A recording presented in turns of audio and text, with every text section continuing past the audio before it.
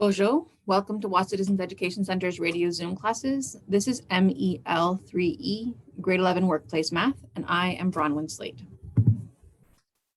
If you'd like to participate live today, you're welcome to call the Wahsa studio at 1-800-465-7144 or 737-4017.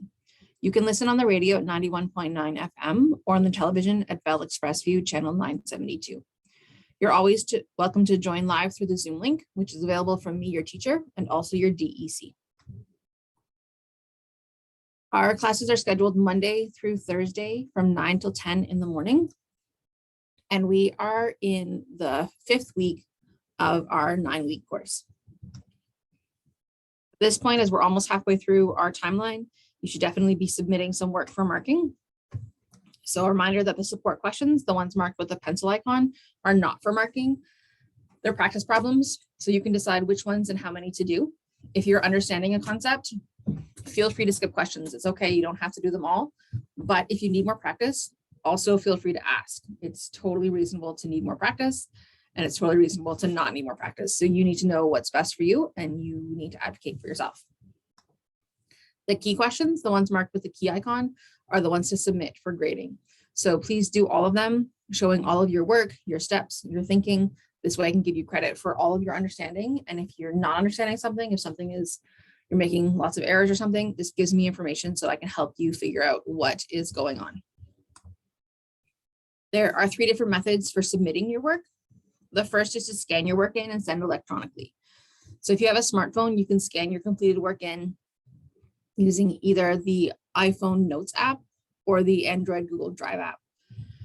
If you don't have a smartphone or you're not sure how to use those scan functions, I can walk you through how to use those apps to scan, or you can also just take a picture if you would like and send that.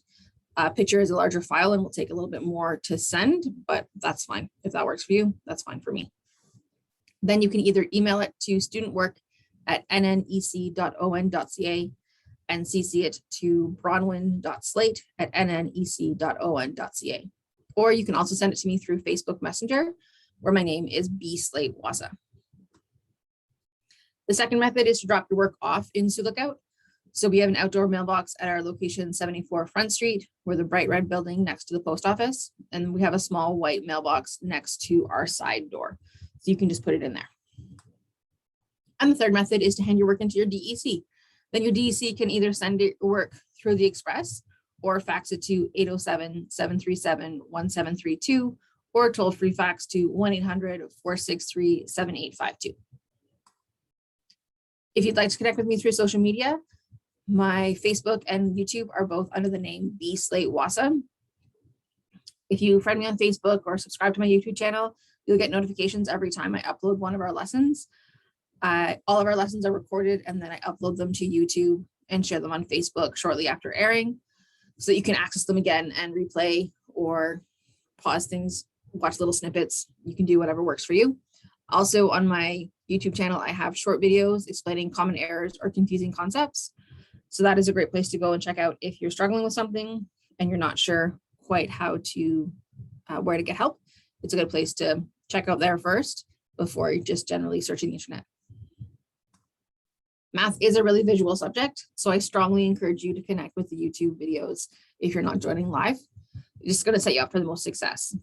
So if you can't either join live through the Zoom or watch the YouTube channel because you don't have access to reliable internet, then let me know and I can send you a recording of all of the videos so that you can still have access to that information. If you have any questions or concerns, please reach out and contact me. I am reaching out to students right now as our course is wrapped up in a few weeks and it's the end of the school year. But if you want to reach out back to me or you haven't heard from me, please contact me. So my email is bronwyn.slate, which is spelled BRONWYN.SLATE@nnec.on.ca. My Facebook is B. Slate Wahsa. You can call me at the office at 807-737-1488, extension 2209. I have access to my voicemail now, so feel free to leave a message and I'll get back to you. Or you can call us toll free at 1-800-667-3703, the same extension. My office hours are Monday through Friday, 9 a.m. to 4 p.m. I do teach the first hour of the day and the last hour of the day, so I'm not available during those times, but I'll get back to you as soon as I can within that time frame.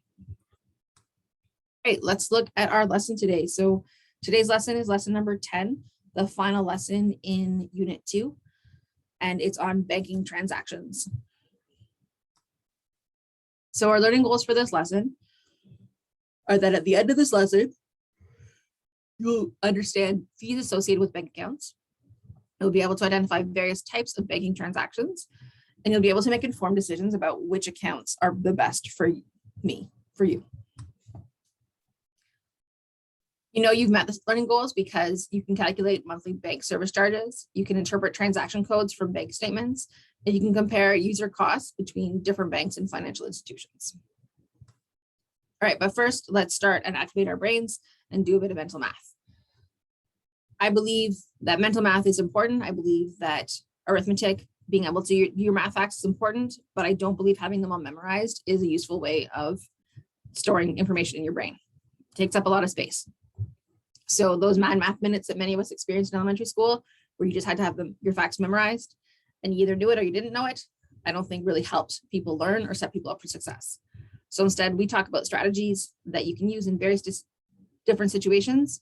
And so instead of memorizing facts, we understand strategies, which when we understand something, we are more likely to remember it because it's not just random information, it's connected to things.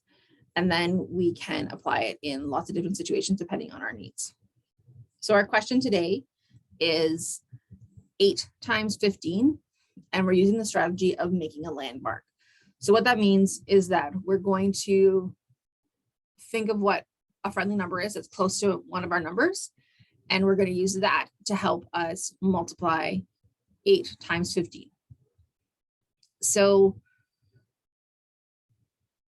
we could do it in 2 different ways. I mean, we can do it probably in lots of different ways, but one way is if we say, okay, well, we have 8 times 15. So I'm going to think, well, what's 10 times 15? Because 10 is pretty close to 8 and it's a friendlier number. So 10 times 15 is equal to 150. That multiplying something by 10, often people just say you put a 0 on the end of it because you're increasing it by a factor of 10. So 15 times 10 is 150. Okay, but we actually did 2 extra groups. And this is the tricky part, is that from 8, we had to add 2 groups to get to 15. So we're not just subtracting 2, we're not just subtracting 8, we're subtracting 2 groups of 15. So 2 groups of 15 is 2 times 15, which is 30. So 8 times 15 is, well, it's 150 because that's 10 groups of 15. Take away 2 groups of 15. So take away 30, which is equal to 120. So that can be one way that you can do this, where you are taking away those groups. You could also do the same thing where you do 8 times 20. So I could say, okay, well, 15 is close-ish to 20. So that's going to be a more friendly number for me. So 8 times 20, well, 8 times 2 is 16. So 8 times 20 is going to be 160. But I did an extra 5 groups. So sorry, what am I saying? I had 15 groups plus 5 groups of 8 is how I got to 20, right? Because I had an extra 5 groups. So that means that I need to do 8 times 5, which is 40. So I have an extra 40 because I'd had that extra 5 groups. So 8 times 15 is going to be 160 because that's my 20 groups. Take away 40, which is equal to 120, which is the same for both of them. So you could do either ways. These are 2 different ways to make landmarks. If this way is confusing and it doesn't help you, don't use it. That's totally fine. We talked about other ways to do multiplication. But if this idea of making it a landmark, making it to a closer number that is helpful, if that works for you, then totally do that. That is fine too. So you just have to remember that you're doing groups and not just individual, not just 5 or not just 8 or not just 15 or not just 2. You have to remember that you're talking about groups. And that's the tricky part about this one. Okay. So mine's on. What do we need to know? What do we need to remember for this lesson? So in this one, what we're talking about in terms of engaging our prior learning or helping settings up for success is that it's really important to double check your calculations. It's really, really, really easy to make mistakes when you're doing calculations. Either it can be you interpret the question wrong, you write the question down wrong, you write the signs down wrong, you put them wrong into your calculator, you write it down wrong when you're copying it from your calculator. There's lots of chances to make mistakes. Mistakes totally happen. It's totally reasonable. It's not, no matter what, there's no way that you can guarantee you're never going to make a mistake. Doesn't matter how much you practice, how much time you spend doing math, you're going to make mistakes. It's going to happen. I make mistakes. I make calculation errors all the time. You've seen me do it. It happens. It's not a matter of whether or not you're smart, whether or not you understand what's going on. It's just mistakes happen. That's the reality of being human. So it's important to get into the habit of checking your work and making sure that what you're doing makes sense. So we're going to find the error in each of these 4 examples, and then we're going to do the correct calculation. So for number 1, we have 43 minus 7 equals 50 is what we have written down.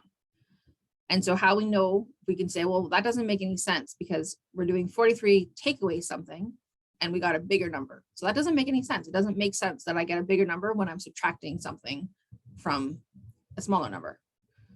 So what this looks like is that this was 43 plus 7 is equal to 50. And that's not what we want.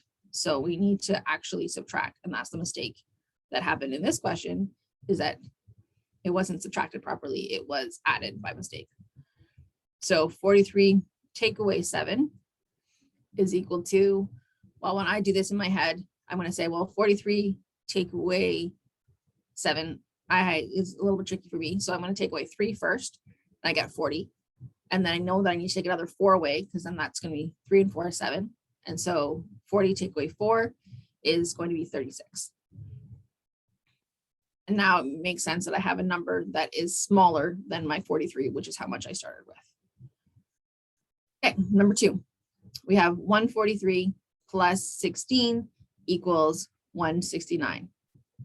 Okay, well, here, so 3 plus 6 is 9. That makes sense to me. But it looks like when I'm adding, it looks like, well, so 40 plus 10 is not 60. So it looks like maybe I thought, oh, it's going to be, that this is going to be close to 20. I'm adding close to 20. So I did 20 plus 40 got me 60. And then I did 3 plus 6 that got me 9, I think is what maybe happened. So where the mistake was is that we didn't add our tens properly. So we did add, but we just didn't add our tens properly. So 143 plus 16 is going to be 100. 40 plus 10 is 50. And 3 plus 6 is 9, sorry. So it's 159. All right, and number 3, 188 plus 20 equals 108. So the first time that I looked at this, I was like, yeah, what's the mistake there? Because 20 plus 80 is 100. So that means I'm going to have a 0 in my tens place. And 8 plus 0 is 8. So that's all right. But the problem is that I forgot to carry my 100 because I already had 100, and 20 plus 80 equals 100. So that means that instead of having 108, I should have 208. So 188 plus 20 is equal to 208. Then finally, 85 minus 19 equals 74. Okay, so I'm less, 74 is less than 85, so that's good. And this is like one of the most common mistakes in subtraction that lines up, because what's going on here is we say, when we were taught to subtract, we say, okay, put the big number on top of the little number and subtract the little numbers from the big numbers. So that means that we go, okay, 9 take away 5 is 4, and 8 take away 1 is 7. And so that's 74. But that's not right, because we have to take away the whole number, not just the parts. We have to take away 19 from 85, not 5 from 9 and 1 from 8. So what this is instead is that we can think about it on our number line, or with using one of our strategies. We can say, okay, well, 19 is really close to 20. So if I do 85 take away, if I think, I'm going to write it over here so you can see it, but this is me thinking. If I do 85 take away 20, okay, well, that's 65. That's not too tricky. But I took away 20 instead of 19. That was too much. So I need to add one more. So 65, I need to add a 1 to that to make it so that I have enough, which is 66, because I took away too much with 20. So 85 take away 19 is actually 66.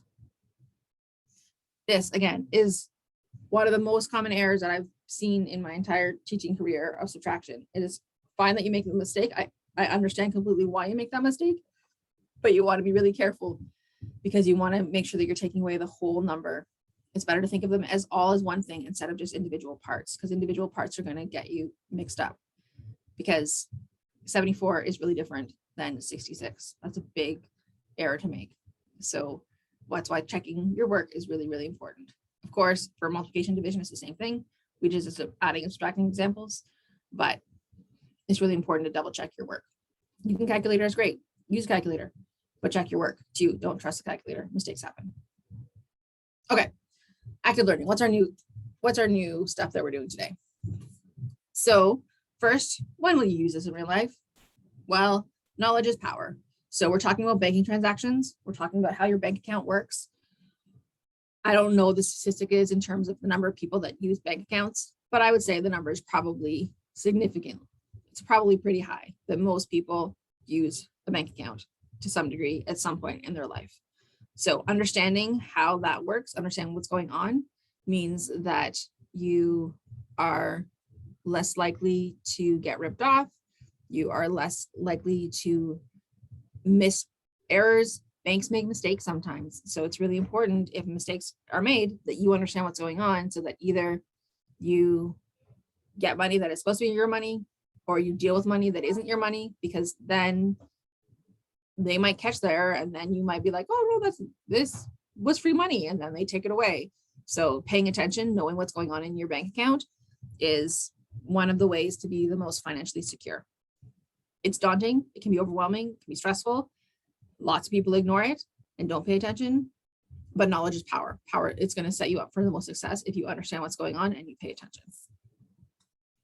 So let's first understand some of the basic banking accounts.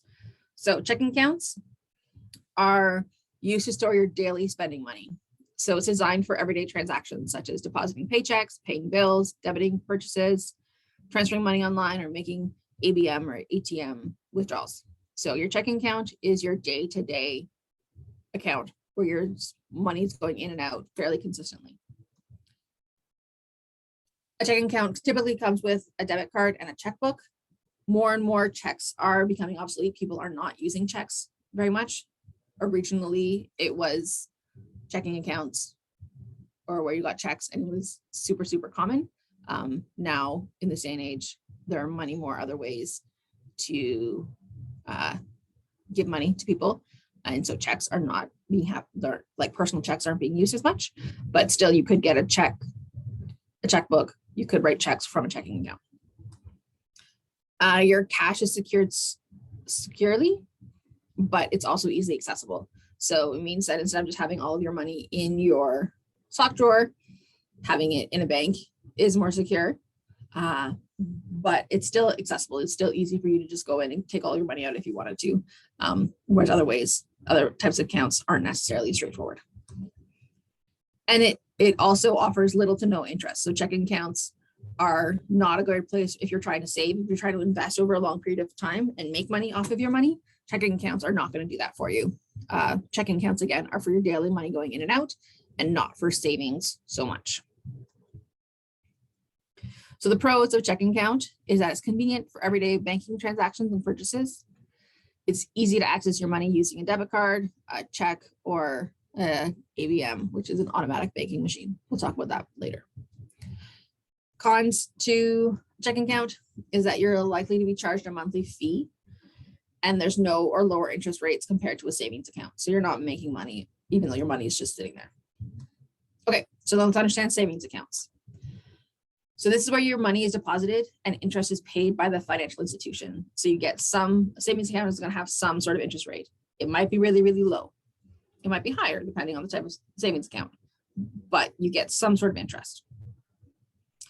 It's used to safely store your money over a long period of time while also earning interest. So the idea is that this is money that you're not spending consistently. You're not tapping into this money. This is your savings. And then they give you interest because it's there for a longer period of time. Savings accounts can pay higher interest rates, so it can make a great place for emergency fund or for long-term savings. They're generally not used for everyday transactions such as paying bills or cashing checks. Often you'll get charged more fees, higher fees for using it like that. So it's important to not be using a savings account like a checking account, because then you end up paying money on that.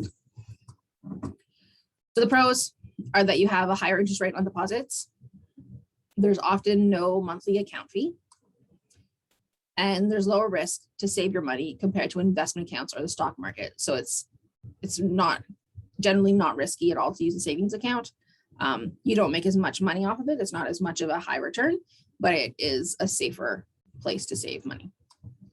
The cons are that there's a typically unlimited number of debit transactions you can make without incurring a fee. So often it makes most sense to like transfer money from your savings account to your checking account and then use it from your checking account, opposed to just using it from your savings account. And there's likely a lower interest rate compared to an investment portfolio in the stock market. So yes, you make a little bit of interest, but it's not a huge amount of interest that you're going to make. And it's not designed for banking or frequent withdrawals. So having a savings account doesn't make a lot of sense. Often like youth start with just having a savings account because they're not spending money constantly in and out of their bank accounts all the time because they're kids. So it's a good place to put money and have it grow, just have it there for a period of time. But as soon as you're starting to make more purchases, pay bills, get paychecks, then it makes sense to have a checking account. Okay, so those are the general types of accounts. So then let's talk about banking transactions. This is on page 46 of your IEL book. This is not the first thing that your IEL book talks about, but I thought that it made sense to define our terms and know what we're talking about before we end up using those things. So I switched the order and put banking transactions first. So just note that. So your banking transactions, so your banking statement is a record of your money that has moved in and out of your bank account, so that there's a record of those transactions so that you know what's going on. There are different transaction types and codes. So withdrawal is when you're taking money out of your account, and the code is WD. A deposit is putting money into your account, and the code is DEP. A direct deposit is when money is directly put into your account from someone else. So often people's paychecks are direct deposited. So it goes directly into your account without you having to get a paycheck. Not everybody, lots of people also get paychecks and they have to deposit themselves, but the direct deposit is often like that. Or if you're doing your taxes, you can get your taxes deposited directly into your account. Or the child benefit payment can be a direct deposit. It goes directly into your bank account. You don't have to get a check. All of a sudden, money shows up. Debit is when you're paying from your bank account without cash. Oh, sorry, direct deposit, the code is DD. When you're paying Debit, when you're paying from your bank account without cash, so you're using your debit card, the code is DBT. A check is a piece of paper that tells your bank to pay an individual a specific amount of money from a particular account. And the code is CHQ. Electronic funds transfer is when you're electronically exchange of funds from one account to another, and this is ET. This could be transferring from your checking account to your savings account.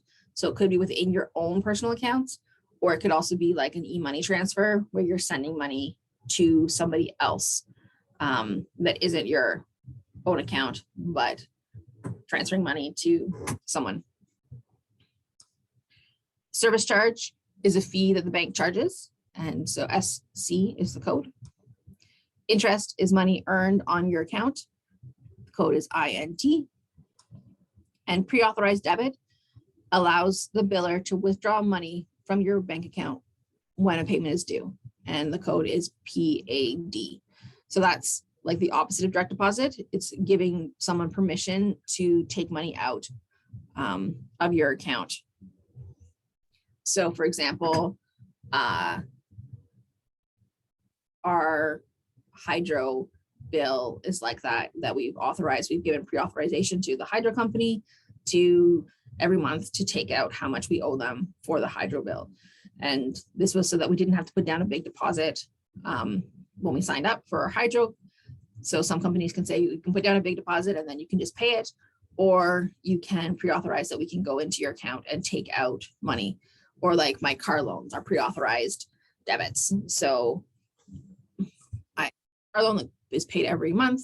And so every month or every 2 weeks, bi-weekly, those loan companies have been given permission to take out a certain amount of money from my account. And this way I don't have to remember to do it. They just do it automatically because it's so consistent. All right, so let's look at an example of what a bank statement kind of looks like and what that means. So here is Lena's monthly bank statement. How much money did she have at the beginning of the month? So with a bank statement, they could look a little bit different depending on where it's coming from. And if you're looking at it online, if you get a paper statement, if you have a bank book, they might look a little bit different, but generally they have the date and they'll have the month and the day, possibly the year, possibly not in the statement. It might not have the year because it will say at the top of the year, it'll have that it's May's 2022 statement. So they don't write 2022 over and over again. Then they'll have a description of some sort that tells you what the numbers are meaning. And that's why those codes that we just went through are important to understand what they are, because there's can be short form of codes. Sometimes they're longer. Again, it looks different depending on the bank. Then you have withdrawals. So the money that you take out. So you're subtracting this money, but they just put it in positive because they're under the list of withdrawals. So that's what's coming out. Deposits, the money that's going in. And then your balance, which is a running total of what's going on. So withdrawals are subtracted from your balance and deposits are added to your balance. So let's look at this in more detail about and answer these questions. So A was how much money did she have at the beginning of the month? So here at the month, so on May 1st, it says balance forward. That means that's the balance that's coming forward from last month. So that's $462.98.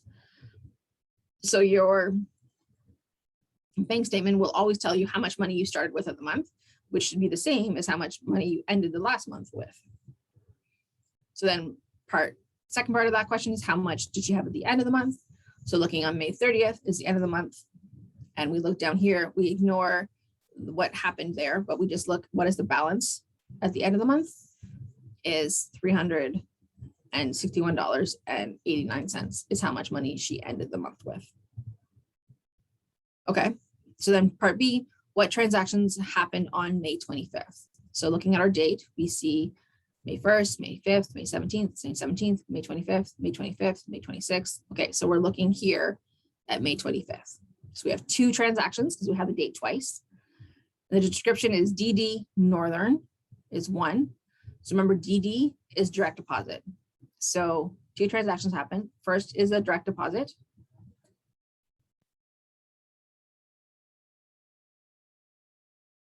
And what it says Northern, that means that it's from the Northern. That's what's happening. So my guess is that this is a pay from the Northern of $200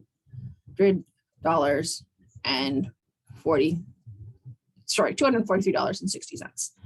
And we can see that that's under the deposit. So that means that our balance was lower before. We've added the $243.60. And so now our balance is higher. Our money went up. We got money. And then also, the second transaction that happened was ATM withdrawal, or WD. So withdrawal money. So withdrawal of cash from an ATM, from a bank machine. And then we can look and see it was $40. So money came in from the Northern, and then Lena took money out from the cash machine for $40. And so we can see the money went down $40. Okay. So then C, how much was she charged in service fees and why? So if we look through the description, we see that we have one service charge on May 17th of $2. And we have one service charge on May 31st of $11.65. So the $2 one, I think the fee, the service charge on May 17th, well, $2 is a small amount. But if we look and we see also on May 17th, we have an ATM withdrawal of $22.50. Well, it's really weird to take out money that is not in like whole numbers. This is 20, like whole dollars. This is $22.50. A bank machine is not going to give you 50 cents. So what's going on here is that Lena used a bank machine that wasn't associated with her bank. So she got charged a fee of $2.50 from that other bank to use it. And so that's why they took out an extra $2.50. She only took out $20. And then Lena's bank also charged her a service fee of $2. So it's $2 for using a different ATM.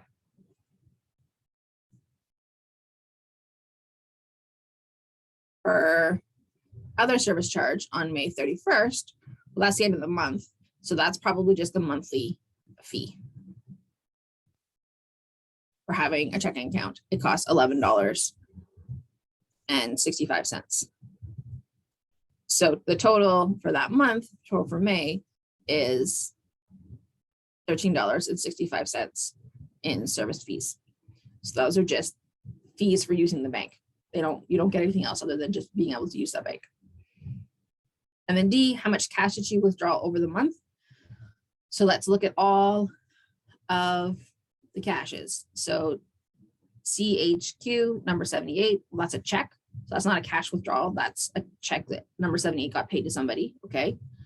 ATM withdrawal. Okay. That's one. Service charge, direct deposit, ATM withdrawal. Okay. That's another one. Debit. So that just looks like a debit card transaction.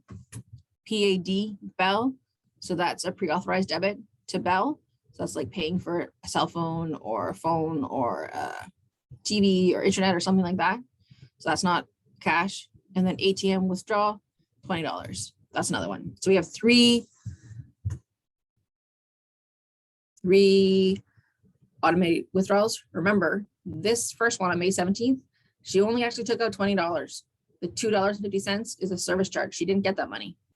So it's $20 plus $40 for the one on May 25th and plus $20 on May 28th. So 20 plus 40 is 60, plus 20 is 80. So she withdrew $80 of cash over the course of the month. And that's how you can understand a banking statement. Again, it's going to look really different for every month, for every person. This is just one example of sort of generally how it looks. What is super common is that generally, and in my experience, could be different, but for mostly withdrawals, you're going to have more withdrawals and less deposits, because personally, I get paid infrequently and I spend money more frequently. So my withdrawals I have lots of withdrawals, lots of money going out, and then I have only a couple of deposits coming in a month. Hopefully your deposits are bigger so that you end up not spending all of your money, that you have enough money that you need. But that's just something that's super common, that you have lots of withdrawals and less deposits. All right, so you can do the support questions on page 48. Question number 3. Remember that we did the end of your IL booklet first. All right, so now let's look at online banking. So this is on page 40 of your IL book. So online banking means that you're going online, you're using either a web browser or an app, and you're connecting with the internet to access your financial information, and you can manage your services and your activities 24/7. So sometimes there's like technical difficulties, or they're doing updating things, and so there might be periods of time that you're like, you don't have access to it, but basically you have access to it all the time. So the sites are secure, which means that all the confidential information is private between you and your bank, so it's not open to anybody. And the banking apps work the same way, that they're secure and that they're available 24/7.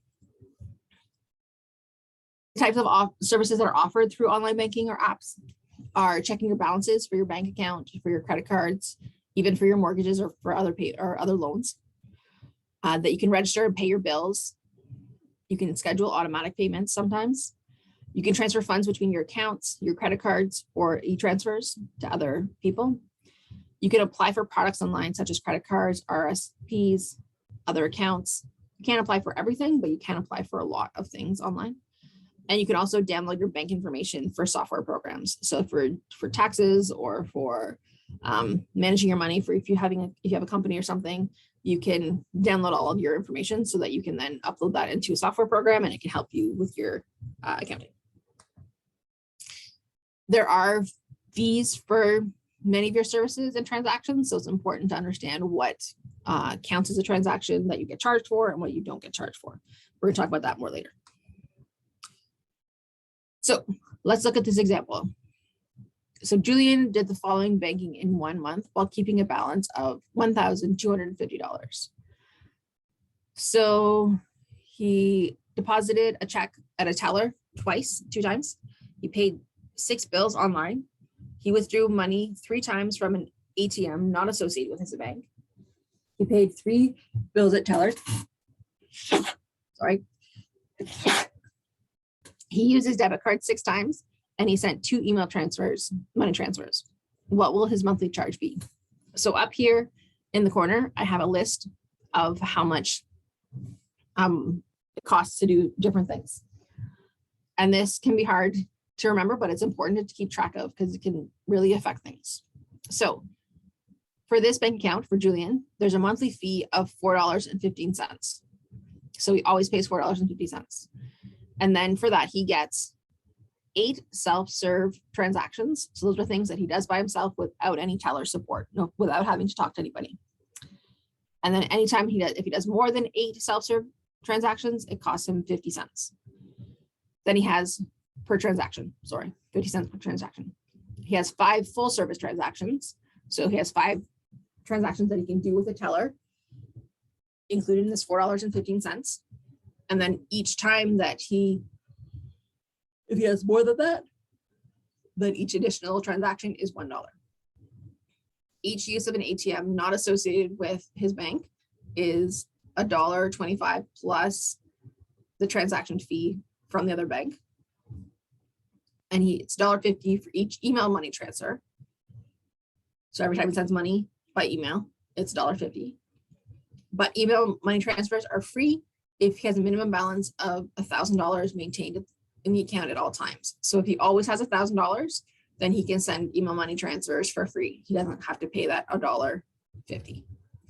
So let's figure out what his monthly charge is. So to start with, he has to pay $4.15. Even if he didn't do any transactions, he would pay $4.15. That doesn't change. And that gets him 8 self-serve transactions. So let's keep a list over here. So self-serve transactions. How many did he have? So deposited a check at a teller 2 times. That's not self-serve. Paid 6 bills online. Those are self-serve. Those are self-serve transactions. Withdrew money 3 times from an ATM not associated with his bank. Those are still self-serve transactions, even though it wasn't his bank. He did that without talking to a person. Paid 3 bills at a teller. That's not self-serve. Used his debit card 6 times. That's 6 transactions that were self-serve. Sent 2 email money transfers. Those are 2 transactions that he didn't have to have help for. So for self-serve transactions, it's 6 plus 3 plus 6 plus 2. So 6 plus 3 is 9, plus 6 is 15, plus 2 is 17. So 17 transactions, that is more than 8. So we need to figure out how much more money did he have to spend because he did 17 self-serve transactions. So we know that he did 17. But 8 of those he's already paid for because 8 of those were part of the original amount, right? So 17 take away 8 is equal to 9.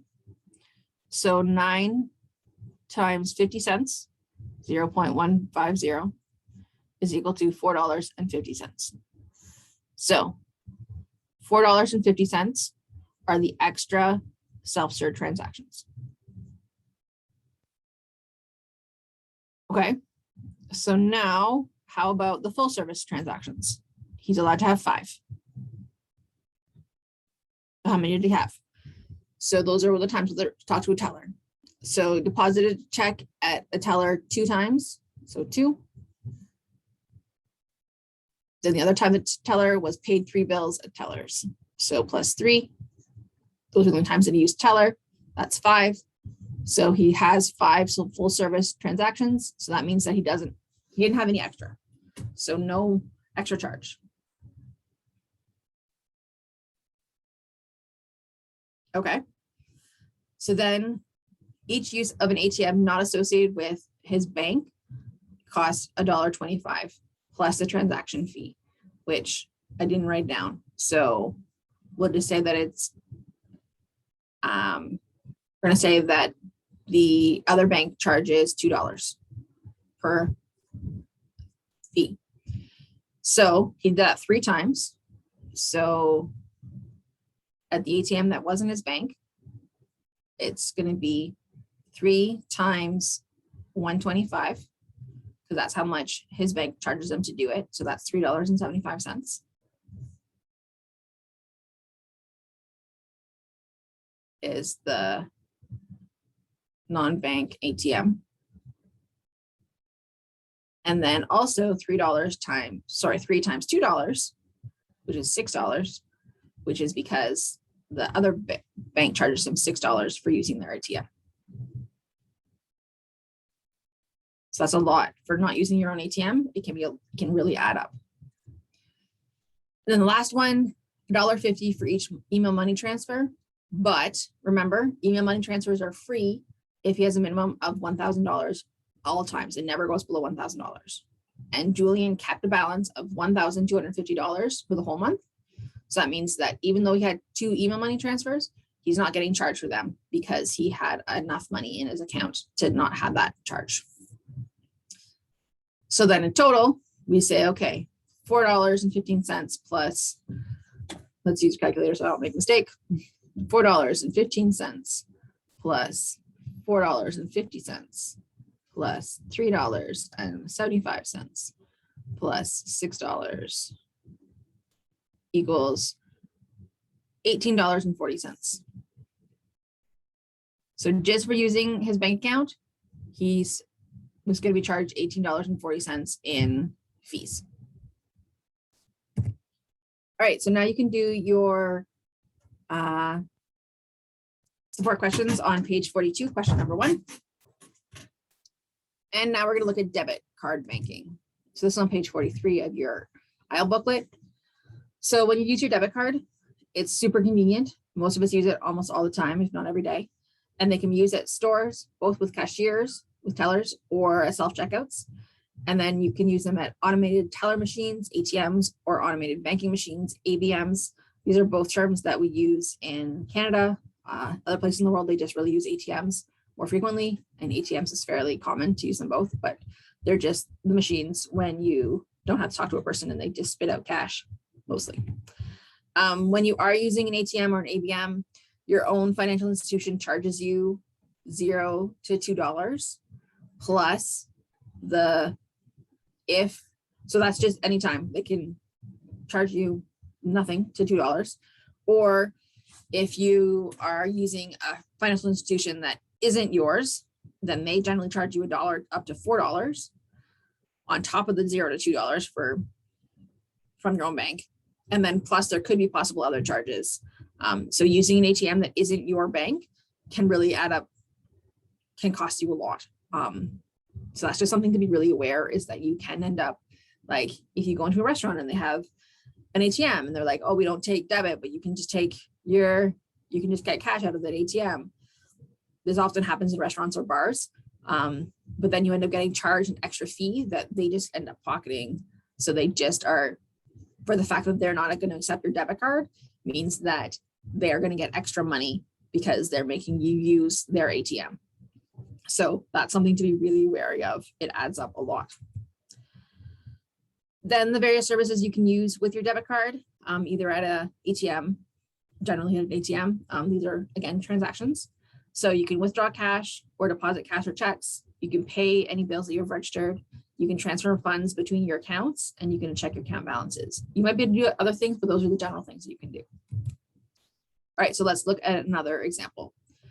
So in 1 month, Lorraine used an ATM to deposit 2 checks, withdrew cash on 5 separate days, and paid 3 bills.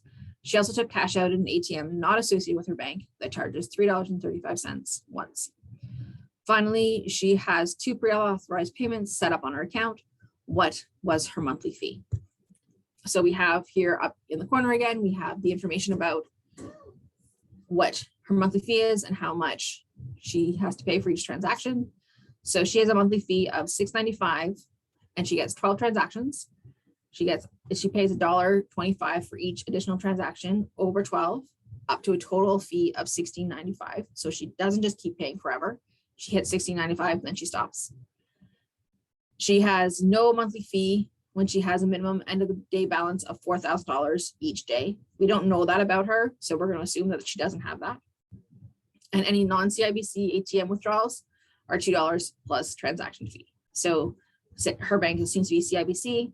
She is going to be charged $2 every time she uses an ATM that isn't a CIBC ATM. She has to pay that to CIBC, and then she has to pay the $3.35 to the other bank. So let's figure out so transactions. She has 12 transactions. Let's figure out how many transactions she had. So she had deposited 2 checks. She withdrew cash on 5 separate days, so 5 times. She paid 3 bills. Then she took out cash from non-ATM once.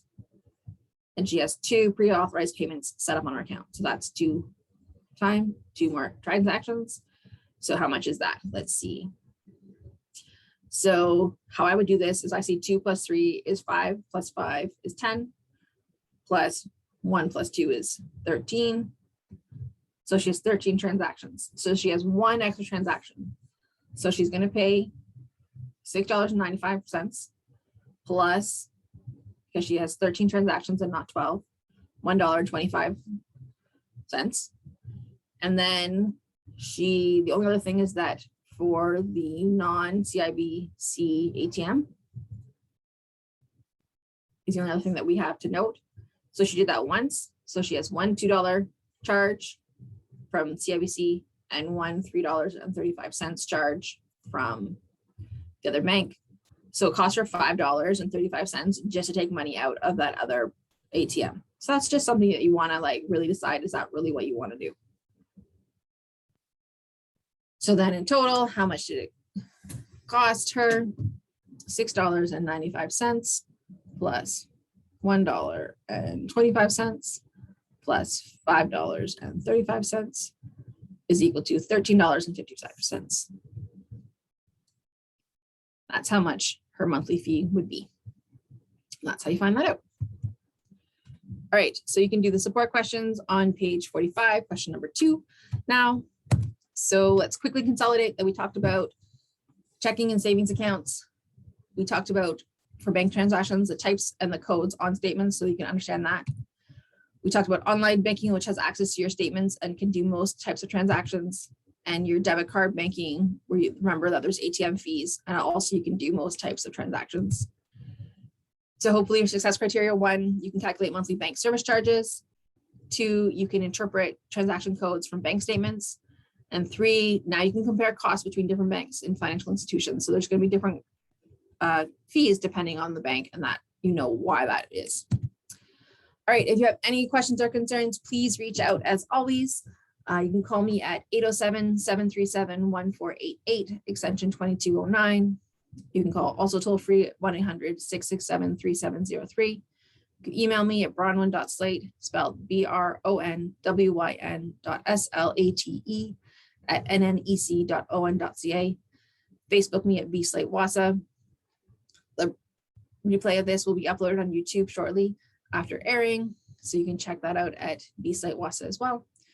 My hours are Monday through Friday, 9 till 4. So reach out within those timeframes if you want to get me directly. Otherwise, I will follow up as soon as I can. I hope you have a lovely day and this was helpful. Thanks for joining me. Miigwech.